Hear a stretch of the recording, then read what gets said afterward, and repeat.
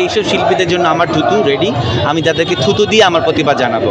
দেখেন, পরিবারেও কিন্তু অনেক দ্বিমত থাকে। একটা পরিবারে এক একজনের মতের সাথে আরেকজনের মতের পার্থক্য থাকে, কিন্তু দ্বিমতটা যদি দেশ বিরোধী হয়, ওটাও তো আমার একটা পরিবার ছিল। মানে ছিল বলতে আমি বলছি এখনও আছে।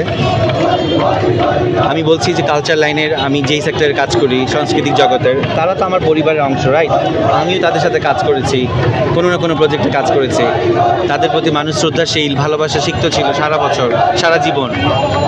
কিন্তু তারা যে কাজটি করেছে, এটার জন্য আসলে আমি যদি শুধু বলি আমি তাদেরকে ঘৃণা করি, অনেক কম বলা হবে।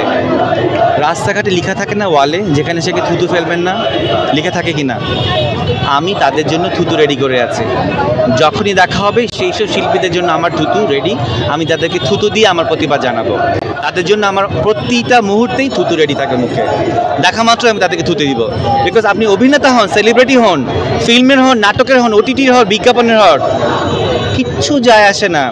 আপনি দেশ বিরোধী কাজ করেছেন, আপনি এই সন্তানদের বিরুদ্ধে যে কথা বলেছেন, গরম পানি ঢেলে দেওয়ার কথা বলেছেন, আপনি রক্ত মাখা বাচ্চাদের রাজপথের এই ভেজা রক্ত দেখে আপনারা সারা গ্রুপ চ্যাটে কথা বলেছেন।